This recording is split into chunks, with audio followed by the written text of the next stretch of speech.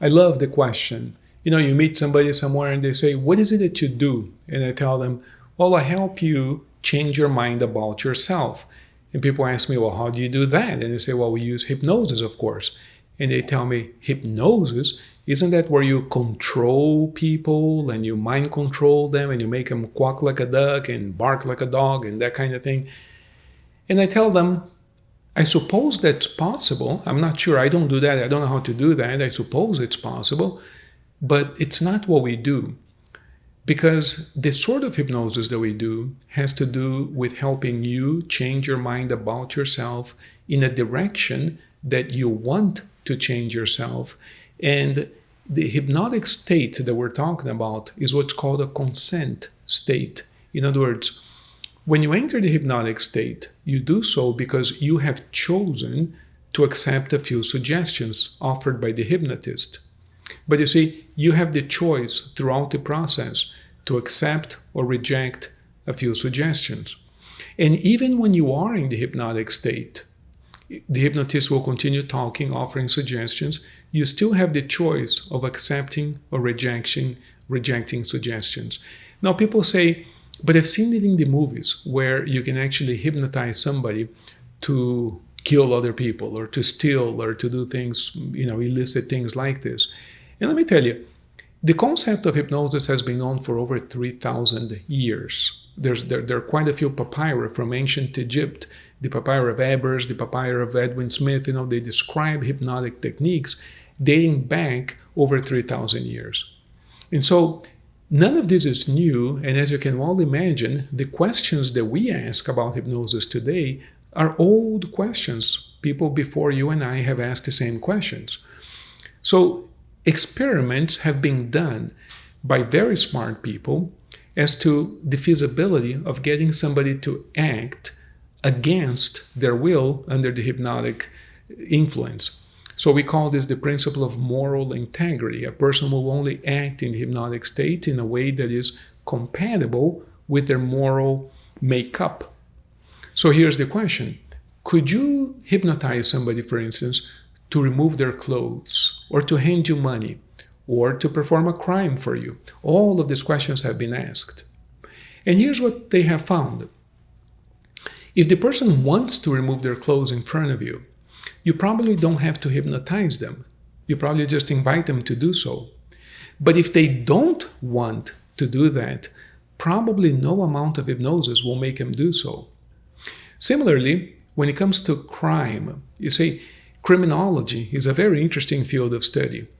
Some people, sometimes they're labeled sociopaths, they have a gripe against society, and as a result, they feel that society owes them something, and they don't have a problem committing crime because they feel that since society itself is criminal, when they perform a crime, they say, well, what's the big deal? Other people are doing it too. Society itself is doing it. Why can't I take advantage of society as well? And we call this the criminal mind. That's how criminals typically think and justify their actions. So if you meet a person with this mental disposition, you probably don't need hypnosis to get them to commit a crime. Now, other people in our society think differently. Other people think that society functions because of the rule of law. They believe in law and rules, and they believe in order. So if you take a person who believes in order and rules, you probably cannot hypnotize them enough to commit a crime for you. And it would be a lot easier, if you need somebody to commit a crime, to find a criminal to do it for you. Just pay them. I'm not suggesting it. I'm just saying that it's probably a lot easier to go about it that way than to hypnotize somebody who's not a criminal to commit a crime for you. And on and on and on. I read once there was a court case that happened back in Germany soon after the Second World War, where two people were incarcerated together for about 8 years. And it's a famous case. I forgot the name of the characters involved. And for 8 years, one of them was a hypnotist. For 8 years, these two men were incarcerated together. The hypnotist was hypnotizing the other man to commit a crime as soon as they left the jail. And after years of preparation, when the day of the crime came, he was supposed to rob a bank, right? And they planned this robbery very carefully. And they used hypnosis to convince the man to go do this. Well, the day of the crime came along, and guess what the man decided to do? he actually stole a bicycle on his way to the bank.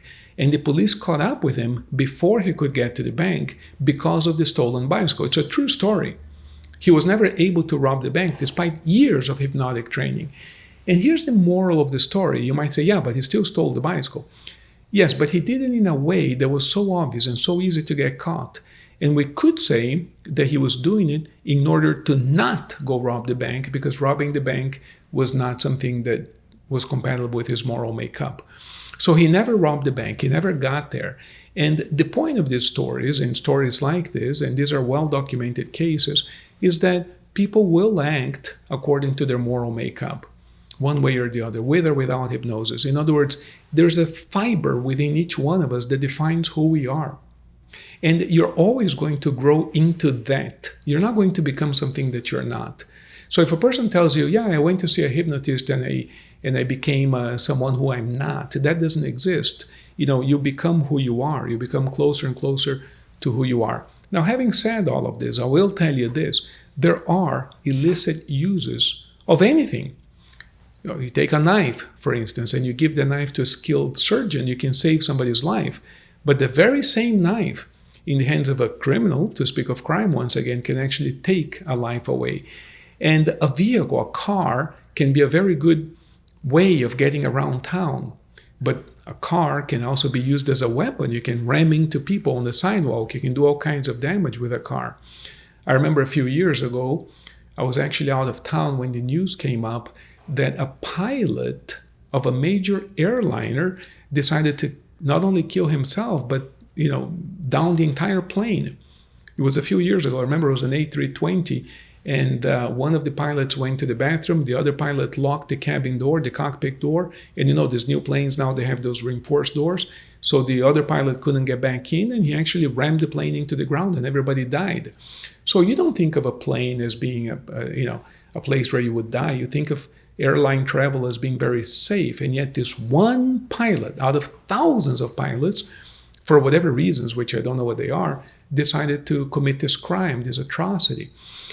But you wouldn't stop flying because this one guy did this.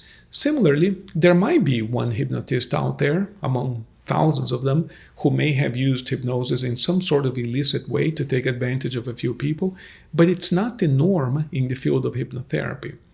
It really isn't, because if it were, the field itself wouldn't exist anymore. So what's going to happen if you decide to receive hypnotherapy sessions is that you're going to be able to live the life of your dreams. You're going to be able to remove objections to your own happiness and develop the skills and the talents that you want to develop.